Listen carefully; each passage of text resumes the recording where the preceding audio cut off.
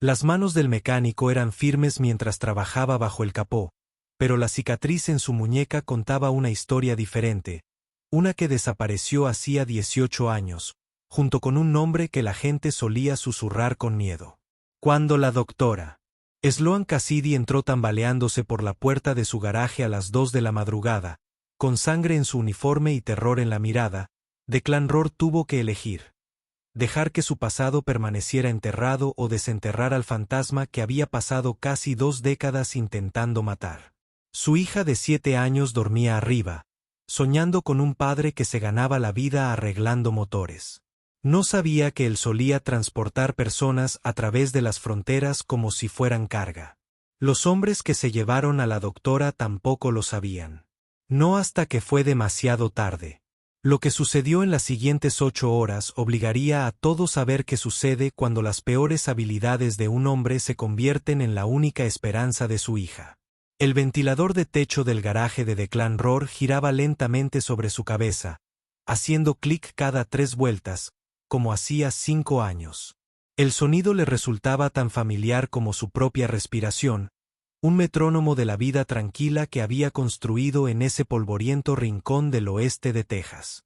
El aceite de motor le manchaba las yemas de los dedos de negro, la clase de suciedad honesta que provenía de arreglar carburadores y cambiar pastillas de freno, de ser alguien que solo importaba lo que la factura que entregaba al final de cada trabajo. El olor a gasolina y virutas de metal impregnaba todo el pequeño apartamento encima del garaje. Pero Harper nunca se quejaba. Su hija de 7 años había aprendido pronto que quejarse no cambiaba nada, que la vida dependía de lo que te tocaba. Eran las 11:10 de un jueves por la noche cuando Declan se limpió las manos con un trapo ya negro de grasa y decidió dar por terminada la jornada. Le dolía la espalda por encorvarse sobre el bloque del motor, y su rodilla derecha, la que aún recordaba la noche en que saltó de un camión en movimiento hacía 18 años, le palpitaba con el dolor que presagiaba lluvia.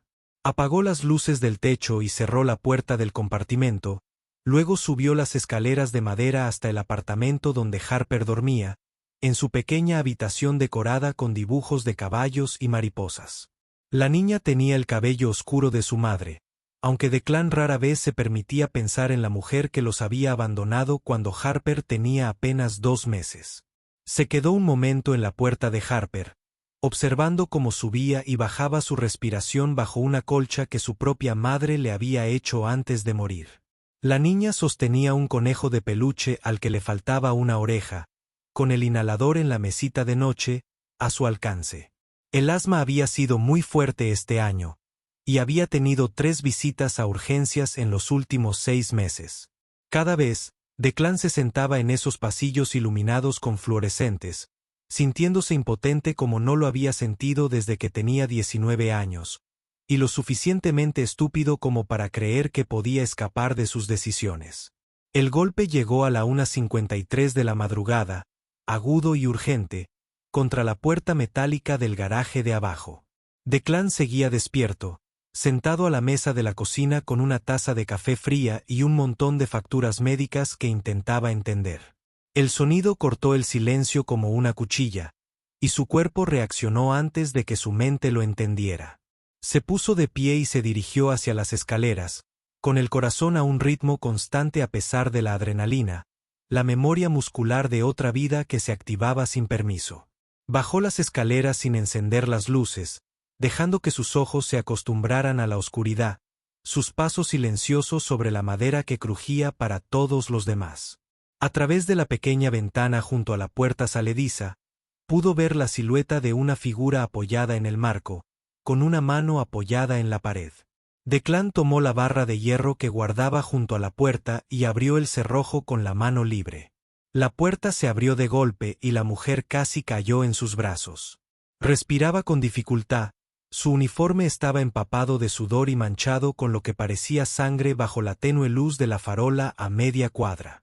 Cuando lo miró, tenía los ojos muy abiertos, con un miedo tan intenso que era casi físico. Declan la reconoció de inmediato.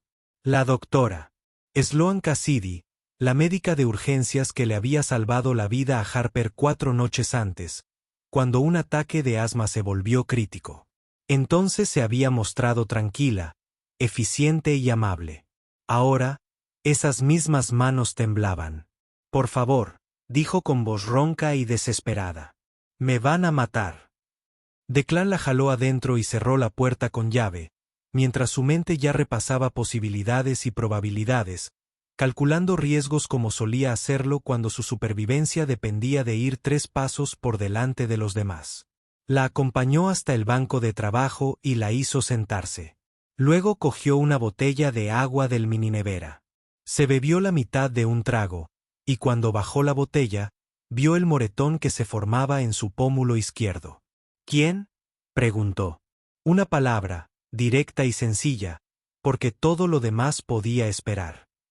«No sé sus nombres», dijo ella, limpiándose la boca con el dorso de la mano.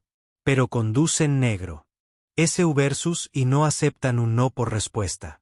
Llevan meses viniendo al hospital exigiendo recetas de opioides y amenazando al personal. Me negué. Esta noche decidieron dar ejemplo». Declan sintió un frío en el pecho, sus viejos instintos despertando como serpientes dormidas que se agitan al sol. Sabía lo que significaban las SV negras y las amenazas en esta parte de Texas. Conocía las rutas que usaban y los almacenes desde los que operaban. La forma en que trasladaban personas y productos a través de la frontera como si no fuera más que una línea en un mapa. Había formado parte de esa maquinaria una vez antes de irse y pasar 18 años fingiendo ser otra persona. «¿Cómo escapaste?», preguntó, manteniendo la voz serena. «Me estaban trasladando a un vehículo en el estacionamiento. Uno de ellos recibió una llamada y me soltó un segundo. Corrí. No sabía a dónde más ir. Recordé tu dirección del historial de Harper». Declan la miró un buen rato, la sangre en su uniforme y el terror en sus ojos, y pensó en Harper durmiendo arriba. Pensó en la vida que había construido, el cuidadoso anonimato que había mantenido, el pasado que había enterrado tan profundamente que a veces se convencía de que pertenecía a otra persona. Pero también pensó en la mujer sentada frente a él, la que había salvado a su hija sin pedir nada a cambio. «Vendrán a buscarte», dijo. «¿Cuánto tiempo tenemos?» «Quizás unas horas. Querrán sacarme de la zona antes de que amanezca. Hay cambio de turno en el cruce fronterizo a las 6». Declan caminó hasta el otro extremo del estacionamiento y apartó una lona que cubría un banco de trabajo que nunca usaba. Debajo había una caja de herramientas cerrada con llave y teclado, 15 años más avanzada que cualquier cosa que un mecánico pudiera necesitar. Introdujo un código de 6 dígitos que no había tecleado en más de una década, y la tapa se abrió con un suave clic. Dentro había cosas que se había dicho a sí mismo que nunca volvería a tocar. Un teléfono desechable con batería que aún tenía carga, un fajo de billetes atado con una goma elástica, y debajo, envuelta en tela engrasada, una Glock 19 con 2 cargadores. Dejó la pistola donde estaba, pero cogió el teléfono y el dinero. Cuando se volvió hacia Sloan, su rostro palideció de una forma nueva, la palidez que emanaba de la comprensión más que del miedo. «Trabajaste para ellos», dijo. No era una pregunta. «Hace mucho tiempo», dijo Declan, «otras personas, la misma operación. Salí antes de que me costara todo». «¿Y ahora?», preguntó. «Ahora arreglo coches, crío a mi hija e intento ser alguien que valga la pena. Pero eso no cambia. Lo que sé o lo que puedo hacer cuando sea necesario». Sloan se levantó del banco de trabajo, y a pesar del miedo y el agotamiento, tenía la espalda firme. «No te pido que arriesgues tu vida por mí. Solo ayúdame a llegar a un lugar seguro. La policía no puede ayudarte. No contra esta gente. Para cuando te tomen declaración y empiecen a investigar, habrás cruzado la frontera y te habrás ido». La vio estremecerse ante la brusquedad de sus palabras. «Si quieres sobrevivir a esto, tienes que confiar en mí, y tenemos que irnos ya». Escudriñó su rostro en busca de algo. Tranquilidad, tal vez, o una prueba de que no era solo otro depredador con un disfraz diferente. Lo que sea que haya encontrado allí debió haber sido suficiente, porque asintió una vez, brusca y decidida. «¿Qué hacemos?». Primero, te quitamos esa bata. Segundo, llamo a alguien que me debe un favor. Y tercero, averiguamos exactamente quién te secuestró y dónde tienen sus operaciones estos días. La acompañó arriba, al apartamento, con cuidado de no hacer ruido para que Harper no se despertara. En su habitación, sacó una bolsa de lona del armario y le entregó a Sloan unos vaqueros viejos y una camiseta negra lisa. Ella se cambió en el baño mientras él encendía el teléfono desechable y revisó una lista de contactos que solo tenía 3 nombres guardados. El primero estaba marcado simplemente como libro. El teléfono sonó 2 veces antes de que una voz áspera respondiera. Más vale que sea cuestión de vida o muerte. Es Phantom, dijo Declan, usando el nombre que no había pronunciado en voz alta en 18 años. Y lo es. Hubo una larga pausa, el tipo de silencio que se extendía entre personas que habían sobrevivido a cosas que la mayoría ni siquiera soñaba. Entonces Booker Finch dejó escapar un silbido bajo. Pensé que estabas muerto, hombre. Lo estaba hasta esta noche. Necesito información sobre las operaciones actuales del cártel en la zona. SV Negras, distribución de opioides a través del personal del hospital, traslado de personas en el turno fronterizo de las 6 de la mañana. Book guardó silencio por un momento. Son los Aspectros. Operan desde un complejo de almacenes a unos 65 kilómetros al este de tu posición, cerca de la antigua vía férrea. Los dirige un chico joven y furioso. Se hace llamar Cruz. Pero Phantom, si me llamas por esto, significa que estás. Ya está ahí. Se llevaron a un médico. La recuperé. Ahora van a venir a buscarte. ¿Sabes lo que haces aquí? Ve tras ellos. Estás iniciando una guerra que podrías no ganar. No voy tras ellos. Estoy manteniendo a una persona con vida lo suficiente. Para llevarnos a un lugar seguro. Si te comprometes, te ayudaré. Dame 20 minutos. Para consultar lo que sé sobre sus operaciones. Y Phantom, cuida tus espaldas. Declan colgó la llamada y levantó la vista para encontrar a Sloan de pie en la puerta del baño. ¿Quién es Phantom?, preguntó. Alguien que solía ser antes de decidir que quería vivir lo suficiente para ver crecer a mi hija. El teléfono desechable vibró en su mano. Book había enviado un mensaje con una dirección y una sola línea. Almacén 3, ala este. 2 guardias afuera. Desconocido adentro. Mueven los envíos a las 5 de la mañana. Tienes 4 horas. Declan miró la hora en el teléfono. Las 2:27 de la mañana. Cogió una chaqueta del armario y revisó la Glock una vez más, deslizándola en una funda en la parte baja de su espalda. Se sintió extraño y familiar a la vez. Quédate aquí con Harper, le dijo a Sloan. Cierra la puerta tras de mí y no se la abras a nadie más que a mí. Si algo sale mal, hay un contacto de emergencia en mi teléfono, bajo Wille. Es vecina. Te ayudará. ¿Vas sola? La voz de Sloan se alzó un poco. Es una locura. Eres un lastre en una pelea, y tengo que actuar rápido. Y lo que es más importante, si de alguna manera te rastrean hasta aquí, Harper necesita a alguien a quien reconocer al despertar. Le salvaste la vida una vez. Ahora, te pido que estés aquí si te necesita de nuevo. Sloan abrió la boca para discutir, pero la volvió a cerrar. Después de un momento, asintió. Ten cuidado. Y Declan. Gracias. Fue a la habitación de Harper una última vez y miró a su hija, durmiendo plácidamente, ajena al peligro que acechaba sus vidas. Memorizó la curva de su mejilla, la forma en que su mano rodeaba al conejo harapiento. Y luego se dio la vuelta y bajó las escaleras hacia la noche.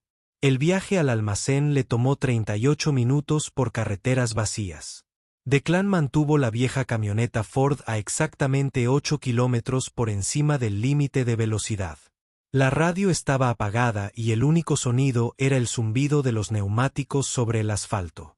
Aprovechó el silencio para planificar, repasando escenarios y contingencias, preparándose para el tipo de trabajo que creía haber dejado atrás para siempre. El complejo de almacenes apareció como un grupo de edificios bajos recortados contra el cielo sin estrellas. Declan aparcó la camioneta a unos 400 metros y se acercó a pie, moviéndose entre la maleza con un silencio ensayado. La Glock era un peso reconfortante contra su columna, pero esperaba no necesitarla.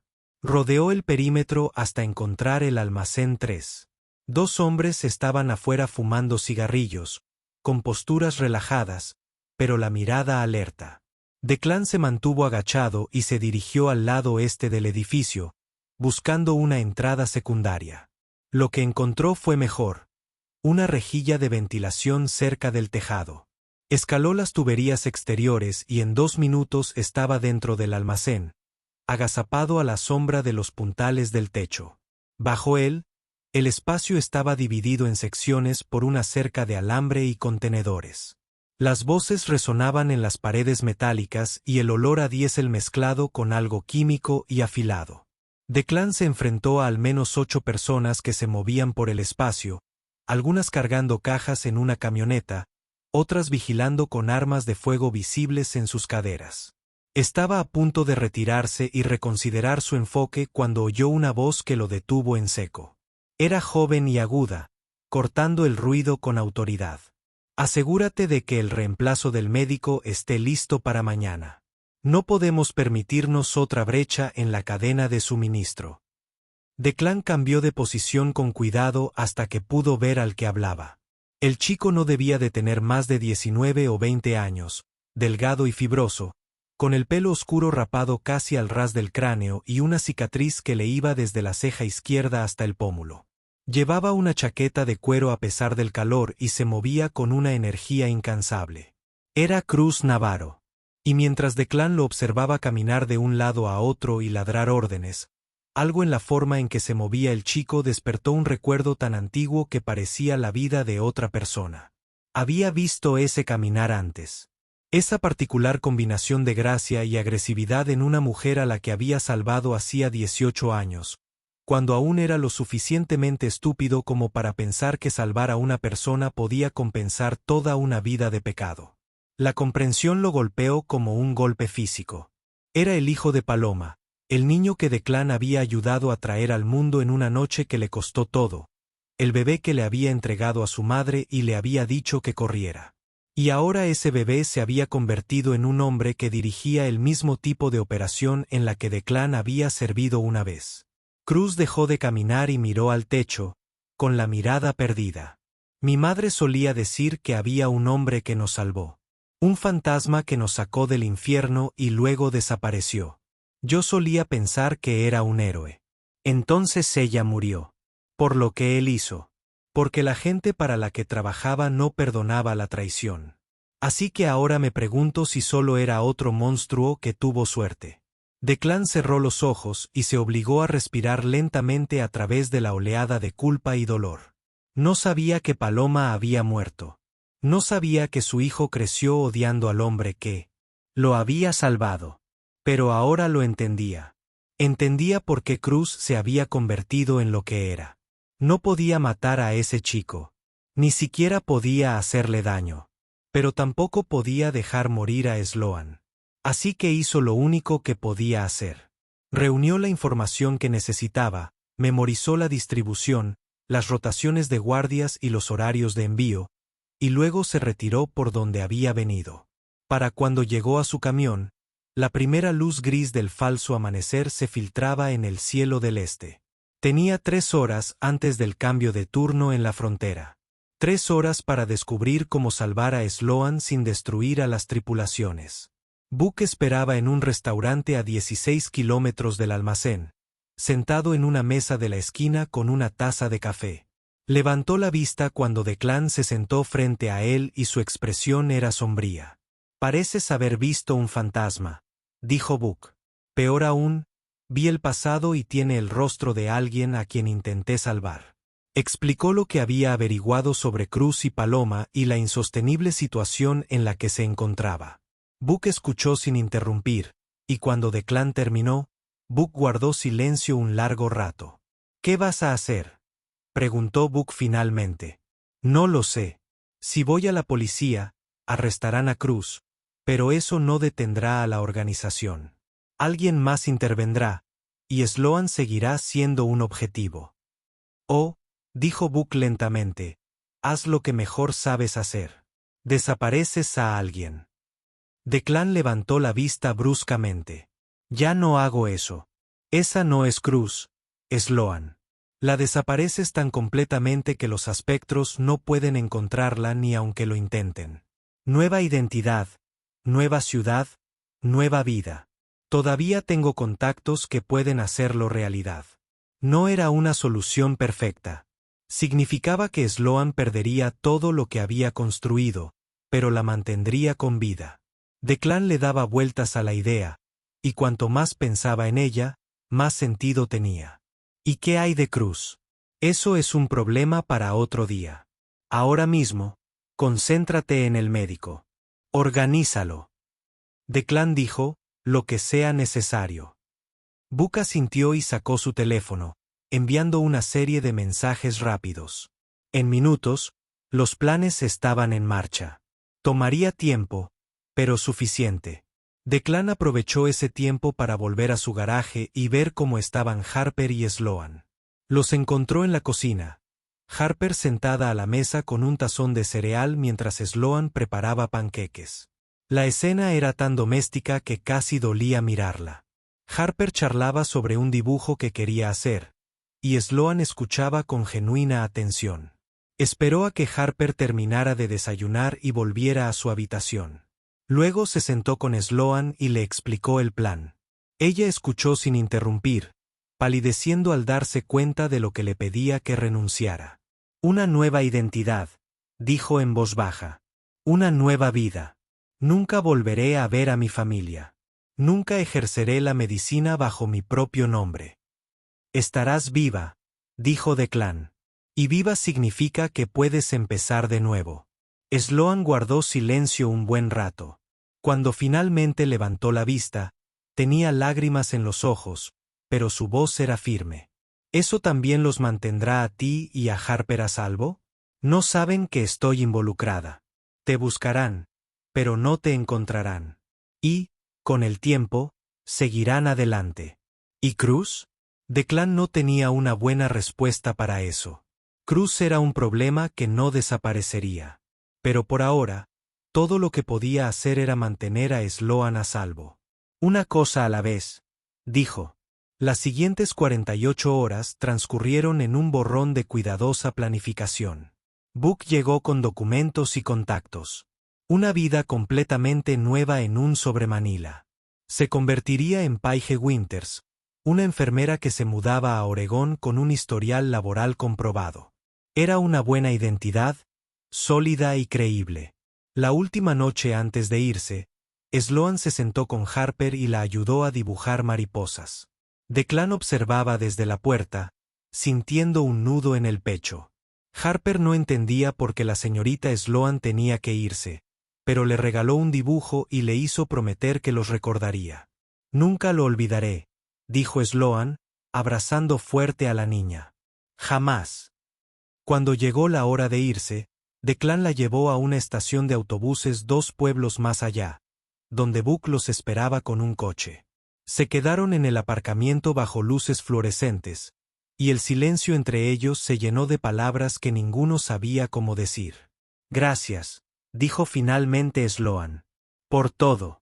Salvaste a Harper. Eso significa que tengo una deuda contigo que nunca podré pagar. Sloan sonrió, triste y pequeña. Quizás estemos a mano ahora. Se giró para irse, pero se detuvo y miró hacia atrás. La persona que solías ser, fantasma, ya no es quien eres ahora. La gente cambia. Mejoran. Espero que tengas razón, dijo Declan.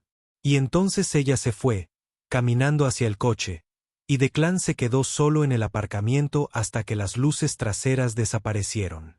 Sintió entonces el peso, el coste de las decisiones que había tomado. Pero también sintió algo más. El comienzo de comprender que la redención no era un solo momento, sino una serie de ellos, pequeños e imperfectos, y continuos. Condujo a casa en las vacías horas previas al amanecer y subió las escaleras hasta su apartamento, donde Harper dormía plácidamente. Se sentó en la silla junto a su cama y la observó respirar. Y por primera vez en 18 años, se permitió creer que tal vez estaba haciendo algo bien. Pasaron 2 semanas. Declan regresó a su vida tranquila y el mundo seguía girando. No hubo visita de los espectros. Ninguna señal de que lo hubieran relacionado con la desaparición de Sloan.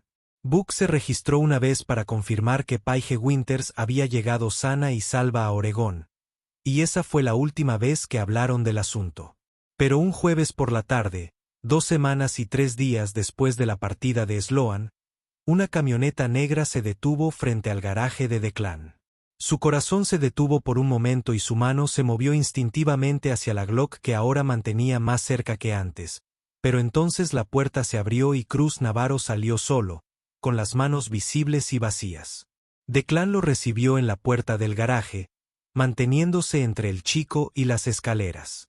Cruz parecía diferente a la luz del día, más joven y, de alguna manera, mayor a la vez, y había algo en sus ojos que Declan reconoció, un cansancio que provenía de llevar demasiado peso durante tanto tiempo.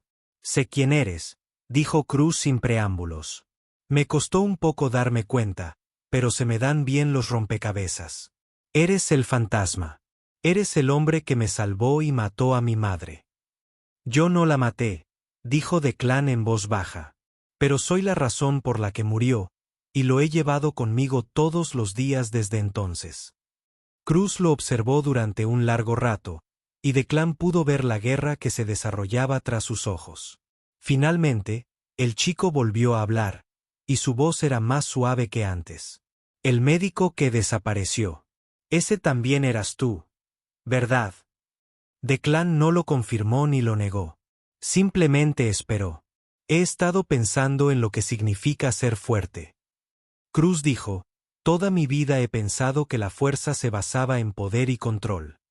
Pero al verte, al ver lo que hiciste por alguien que no podía pagarte, quizás me equivoqué. Tal vez la fuerza sea saber cuándo alejarse». «¿Es eso lo que estás haciendo?», preguntó Declan. «Todavía no lo sé», admitió Cruz. «Pero vine aquí a decirte que no voy a hacerte daño ni a ti ni a tu hija. No voy a ir a por el médico. Mi madre habría querido que fuera mejor que esto. Así que tal vez empiece por soltar la ira. No fue perdón, no exactamente, pero fue algo lo suficientemente cercano como para importar». Declan sintió que el nudo en su pecho se aflojaba un poco. «Tu madre fue valiente», dijo. «Más valiente que yo. Se merecía algo mejor de lo que recibió». «Sí», dijo Cruz. «Lo merecía». El chico se giró para irse, pero se detuvo. «Si alguna vez necesitas ayuda, si alguien amenaza a tu hija, llámame. No somos amigos ni familia, pero somos algo, y eso cuenta». Antes de que Declan pudiera responder, Cruz ya estaba en el vehículo y se alejaba. Declan se quedó allí un buen rato antes de oír pasos. En las escaleras, detrás de él, Harper apareció a su lado, cogiendo su pequeña mano de la suya. «¿Quién era ese hombre, papá?» «Alguien que conocía», dijo Declan. «Alguien que está intentando descubrir quién quiere ser». «¿Como tú?», preguntó Harper con la sencilla sabiduría de los niños.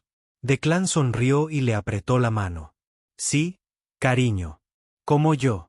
3 meses después, una tarde tranquila, cuando Harper estaba en la escuela, el teléfono de Declan sonó con un número que no reconoció. Al oír la voz al otro lado, se quedó sin aliento. «Soy Sloan», dijo, aunque su voz era diferente ahora, más suave. «Sé que no debería llamar, pero quería decirte algo. Voy a abrir una clínica, un pequeño lugar para personas que no tienen seguro médico o no pueden pagar un médico. Y pensaba que me vendría bien alguien que supiera de logística y seguridad, alguien que entienda cómo proteger a quienes no pueden protegerse a sí mismos. No puedo irme de Texas», dijo Declan. «La vida entera de Harper está aquí». Hubo una pausa. «¿Y si volviera?». No a donde estaba antes, sino a Texas. A un lugar pequeño, a un lugar donde los espectros no operen. Podría establecer la clínica allí, y tú podrías ayudarme a construir algo que realmente importe. Declan se apoyó en el banco de trabajo y dejó que sus palabras lo invadieran. Pensó en los últimos 18 años que había pasado huyendo y en los últimos 3 meses en los que había empezado a darse cuenta de que tal vez la redención no consistía en borrar el pasado, sino en usarlo para construir algo mejor. ¿Dónde estaría esta clínica?, preguntó. Hay un pueblo a unos 200 metros al norte de ti. Mara, pequeño, tranquilo, lleno de gente que necesita ayuda. Ya he encontrado un edificio. Solo necesito un compañero. Un compañero, repitió Declan. Piénsalo. No tienes que decidir ahora mismo, pero Declan, la gente cambia. Mejora.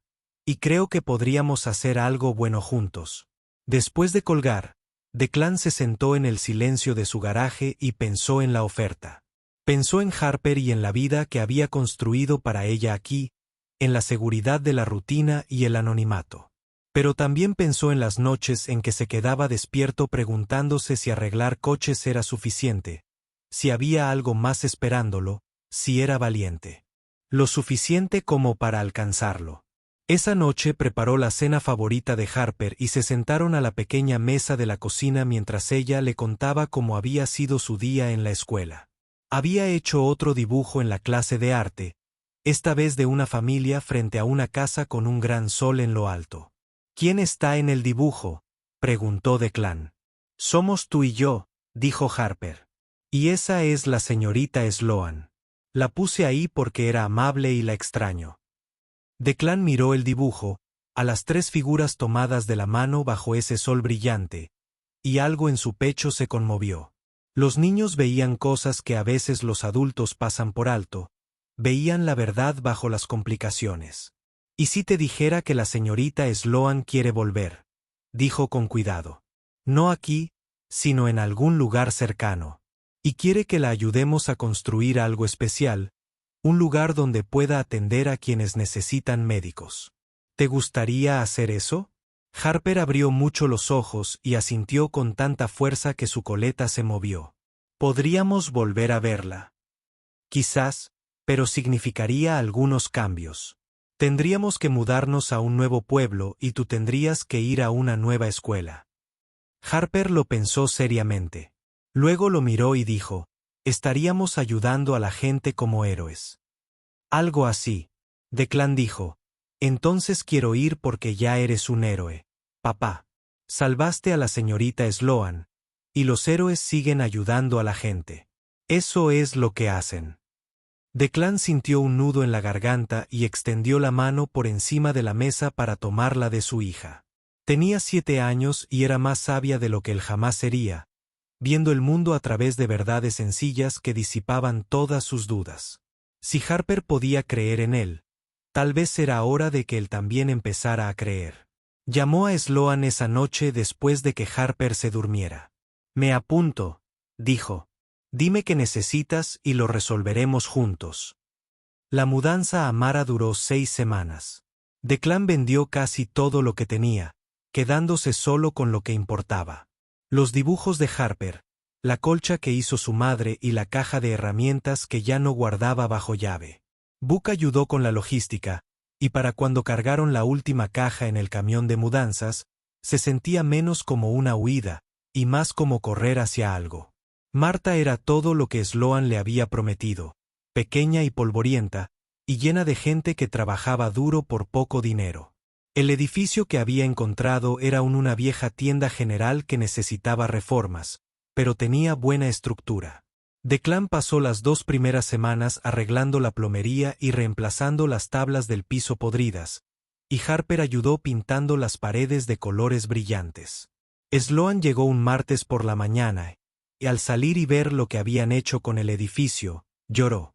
No eran lágrimas de tristeza, sino lágrimas de alivio y esperanza. Abrazó primero a Harper, luego a Declan, y por un momento permanecieron en el polvoriento estacionamiento, como una familia que aún intentaba ser una sola. La clínica abrió 3 meses después, un sábado de octubre, cuando el aire del desierto era fresco y el cielo estaba increíblemente azul.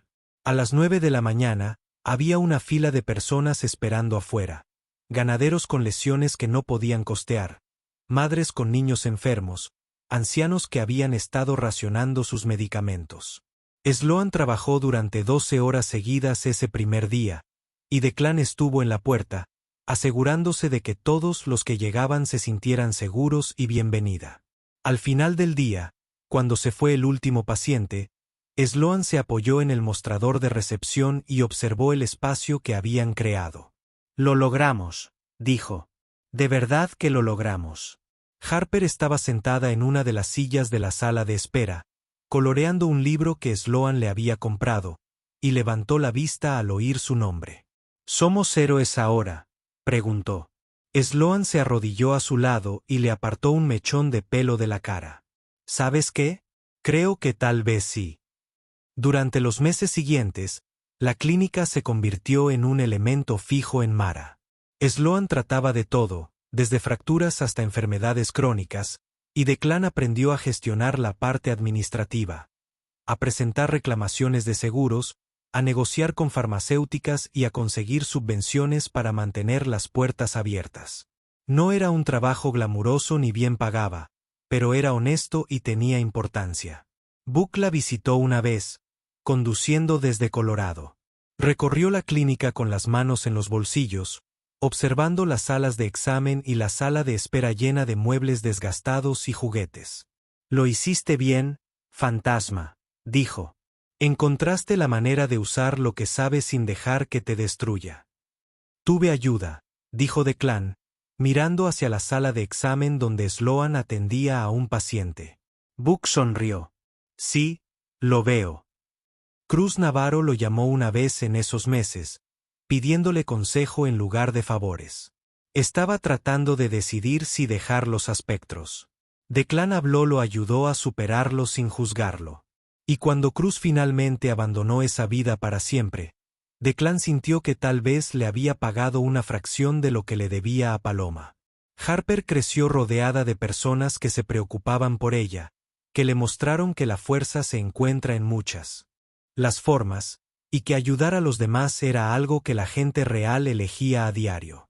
Prosperó en Mara, hizo amigos con facilidad y desarrolló una férrea lealtad a la clínica. En su 10º cumpleaños, anunció que quería ser doctora como la señorita Sloan, y nadie se sorprendió. A veces, tarde por la noche, cuando la clínica estaba cerrada y Harper dormía, Declan se quedaba despierto pensando en el camino que lo había traído hasta allí. Pensó en el chico que había sido a los 19 años, enojado y perdido.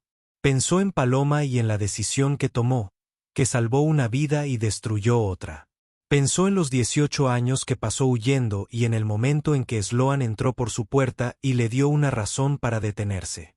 La redención, había aprendido, no era un destino, sino una dirección. Era despertar cada día y elegir ser mejor que ayer. Usar tus peores experiencias para comprender el dolor ajeno y construir algo significativo a partir de los restos de quien solía ser. Una noche, casi 3 años después de la apertura de la clínica, Declan encontró a Sloan sentada en recepción mucho después de que todos los demás se hubieran ido a casa. Estaba revisando los historiales de los pacientes y parecía cansada pero contenta. Él se acercó por detrás y apoyó las manos en sus hombros, y ella se recostó en su caricia con un suspiro. «¿Qué día tan largo?», preguntó. «Buen día», corrigió ella. «Hoy ayudamos a 37 personas. Eso es lo que yo llamo una victoria». «Harper me dijo esta mañana que Mara se siente como en casa», dijo Declan. «Qué lista eres», dijo Sloan, extendiendo la mano para cubrir la de él con la de ella. «¿Qué te parece? ¿Te sientes como en casa?». Declan miró alrededor de la clínica, los pisos desgastados, los muebles desparejados y las paredes cubiertas de dibujos infantiles. Pensó en la vida que habían construido allí, en las personas a las que habían ayudado y en el trabajo que hacían a diario. Y pensó en el hombre que solía ser, el fantasma, el espectro que se movía por el mundo sin dejar huella, y se dio cuenta de que ese hombre finalmente se había ido. Sí, dijo. Así es. Afuera, el sol se ponía sobre el desierto, tiñendo el cielo de tonos naranjas y dorados. El mundo seguía lleno de oscuridad y peligro, lleno de personas que tomaron las decisiones equivocadas. Pero también estaba lleno de segundas oportunidades y redenciones silenciosas, de padres solteros que aprendían a ser mejores y de médicos que veían lo mejor en las personas destrozadas. Y en este pequeño rincón del oeste de Texas, en una clínica que abría hasta tarde y nunca rechazaba a nadie, 3 personas habían encontrado algo por lo que valía la pena luchar. Habían encontrado un hogar. Todos,